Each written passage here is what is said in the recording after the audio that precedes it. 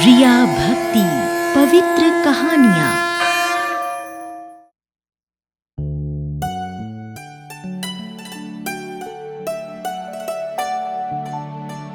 ये कहानी है बिल्लू मछुआरे की।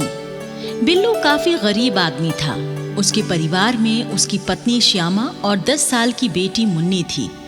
बिल्लू मछुआरा अपने परिवार से बहुत प्यार करता था और वो विष्णु भगवान में बहुत आस्था रखता था। बिल्लू का ज्यादातर समय विष्णु जी की पूजा अर्चना करने में ही गुजरता था।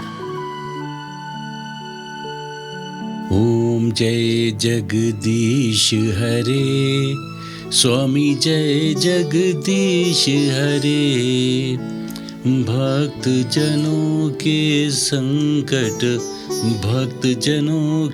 संकट पल में दूर करे। ओम जय जगदीश हरे। गांव के बाहर कई कृत्रिम तालाब बने हुए थे जिनमें मछली पालन होता था। ये सारे तालाब सुदेश ठेकेदार के थे। बिल्लू ठेकेदार के तालाबों से मछली पकड़ने का काम करता था और बदले में ठेकेदार बिल्लू को 50 रुपए मजदूरी के दिया करता था। ये ले बिल्लू, तेरी आज की मजूरी के 50 रुपए रख ले। ठेकेदार जी, मछलियां पकड़ने में मैं जितनी मेहनत करता हूँ उस हिसाब से 50 रुपए कम है। आप मेरी मजूरी बढ़ा दो ना। अरे बिल्लू, मछलियों के व्यापार में खर्चा ज्यादा और मुनाफा बहुत कम है।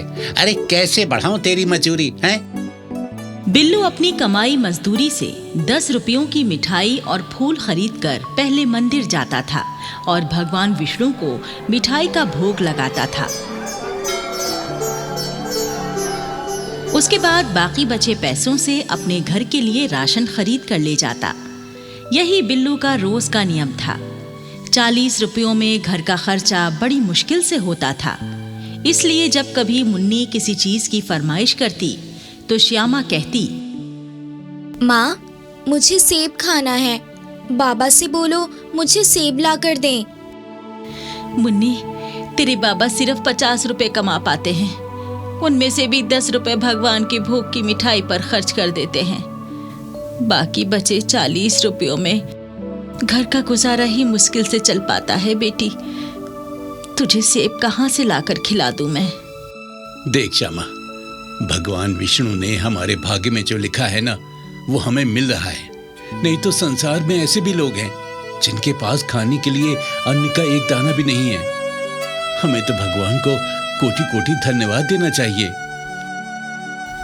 आपकी बात ठीक है, परंतु हम लोग कब तक ये गरीबी का जीवन जिएंगे? आपको कुछ भी करके अपनी कमाई बढ़ानी चाहिए। हाँ, मैंने भी इस बारे में सोचा है और ठेकेदार को मजूरी बढ़ाने के लिए बोल दिया है। आगे से मैं बड़ी मजूरी लेकर ही मछलियां पकड़ूंगा। अगले दिन सुबह होते ही बिल्लू सबसे पहले मंदिर जाकर विष्णु जी की पूजा करता है। हे प्रभु, मैं आपका दास हूँ। मैं तो हर समय बस आपकी भक्ति में लीन रहना चाहता हूँ, परंतु क्या करूँ, परिवार को पालने के लिए काम पर भी जाना पड़ता है। मैं अपने जीवन से संतुष्ट हूँ। प्रभु, मुझे तो बस आपके दर्शनों की अभिलाषा है। एक बार मुझे अपने दर्शन देकर मेरा जीवन सफल कर दो प्रभु, मेरा जीवन सफल कर दो। पूजा करने के बाद बिल्लू मछलियों के तालाब पर आ जाता है तो ठेकेदार कहता है, अरे भाई बिल्लू, तू काम पर इतनी देर से क्यों आवे है? चल जल्दी से तालाब में जाल डाल दे। आज तुझे कुछ ज्यादा मछलियां पकड़नी है। मुझे एक बड़ा ऑर्डर देना है। ठेकेदार जी, 50 रुपयों की मजूरी में आज मैं जाल डालने वाला नहीं हूँ। 100 रुपए मजूरी दोगे तभी मैं जाल डालूंगा। अबे हराम का माल नहीं है मेरे पास जो मैं तुझे 100 रुपए मजूरी दूंगा। 50 रुपयों में काम करना है तो कर, नहीं तो यहाँ से चलता बन। मैं किसी दूसरे मछुआरे से मछलियां पकड़वा लूंगा। चल भाग यहाँ से।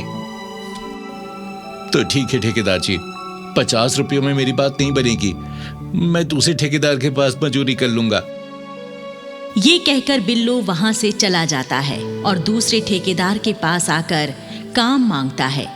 लेकिन 100 रुपए की मजदूरी पर ये ठेकेदार भी बिल्लू को काम देने से मना कर देता है। फिर बिल्लू तीसरे ठेकेदार के पास जाता है और वो ठेकेदार भी काम देने से मना कर देता है। थक हार कर बिल्लू वापस अपने घर लौट आता है। घर लौटकर वो अपनी पत्नी श्यामा को सारी बात बता देता है। सुनो जी, बिना काम किए घर का गुजारा कैसे होगा? अरे तू इस बात की चिंता मत करे श्यामा, सब हरि पर छोड़ दे। अरे भगवान ने हमें धरती पर पैदा किया है तो हमारे भोजन का प्रबंध भी भगवान ही करेंगे ना। और इस तरह फिर 3-4 दिन गुजर जाते। घर में खाने के लिए कुछ नहीं बचा। तीनों के भूखे रहने की नौबत आ गई।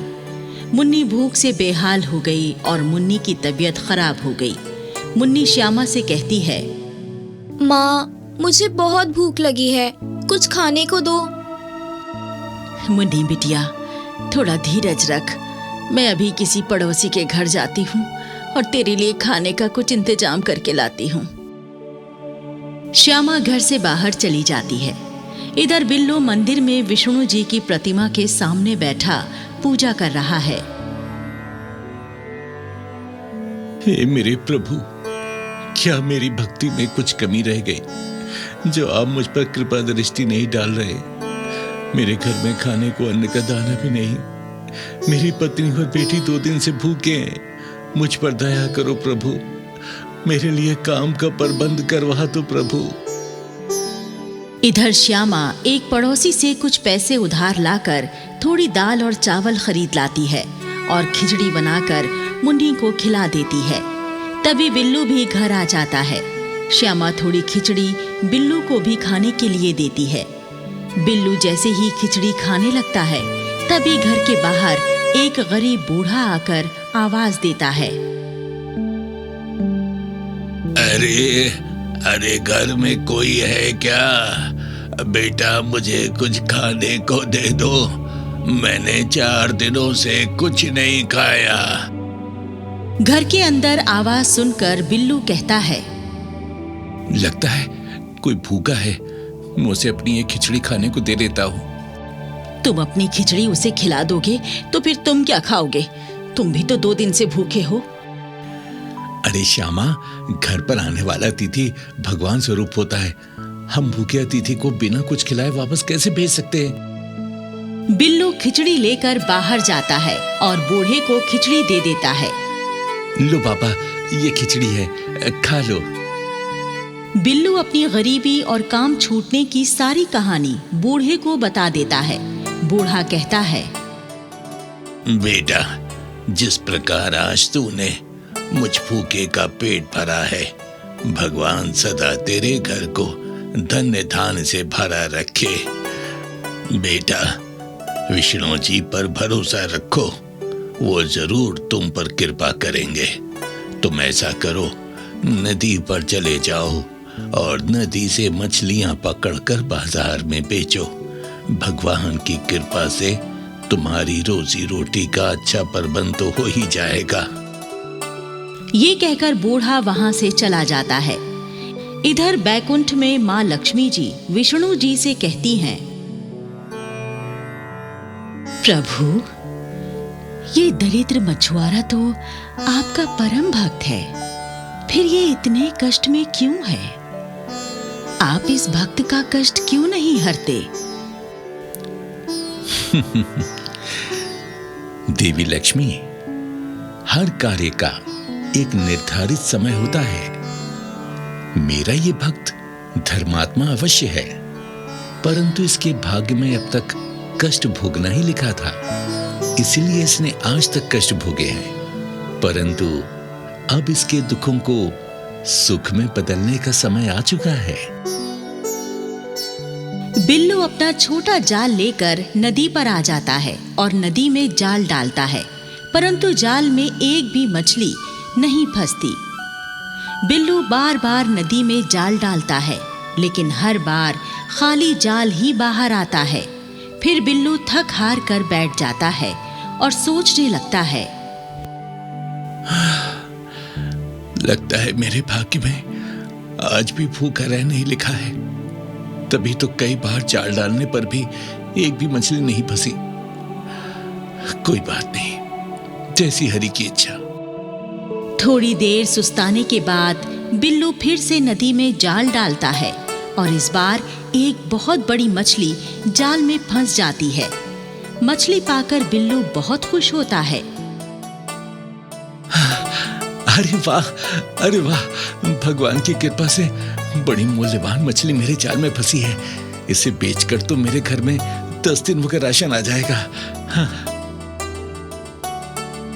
तभी वो मछली मनुष्यों की भाषा में बिल्लू से कहती है, मुझ पर दया करो मछुआरे, नदी के अंदर मुझे वापस छोड़ दो। मैं गर्भवती हूँ। जो तू मेरा पैदा होने वाले बच्चे पर दया करेगा तो भगवान जी तुझ पर दया करेंगे। गर्भवती मछली की गुहार सुनकर बिल्लू को मछली पर दया आ जाती है। ओह, ओह, अच्छा, मैं इतना दुष्ट मछुआरा नहीं हूँ जो अपनी गरज के लिए एक गर्भवती मछली के साथ अन्याय करूंगा। रुक जा, मैं अभी तुझे छोड़ देता हूँ। और बिल्लू मछली को वापस पानी में छोड़ देता है। तभी वहां चमत्कार हो जाता है। मछली गायब हो जाती है और भगवान विष्णु वहां प्रकट हो जाते हैं। अपने सामने अपने आराध्य देव को देखकर बिल्लू भक्ति भाव से हाथ जोड़ देता है। विष्णु जी कहते हैं, हे मेरे परम भक्त, मैं तुम्हारी सच्ची भक्ति और तुम्हारे दया भाव से अति प्रसन्न हूं। तुम पुण्य आत्मा हो, भगवान के बनाए भाग्य पर विश्वास रखते हो, स्वतः सहकर दूसरों की मदद करते हो। इसीलिए आज मैं तुम्हारी मदद अवश्य करूंगा। विष्णु जी बिल्लू को एक सोने की बनी हुई बड़ी सी मछली देकर कहते हैं, हे दयावान मछुआरे, ये स्वर्ण मछली तुम्हारी उदारता का इनाम है। तुम इसे बेचकर धनवान हो जाओगे और तुम पर मेरा आशीर्वाद सदैव बना रहेगा। मेरी भक्ति करने के फलस्वरूप मरने के पश्चात तुम्हें स्वर्ग में उचित स्थान प्राप्त होगा। सदैव सुखी रहो। आशीर्वाद देकर विष्णु जी अंतर्ध्यान हो जाते हैं।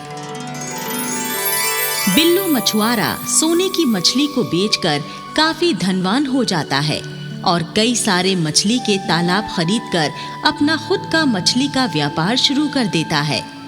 बिल्लू एक सुंदर सा घर भी बनवा लेता है और अपनी पत्नी और बेटी के साथ अपने घर में ठाठ से रहने लगता है।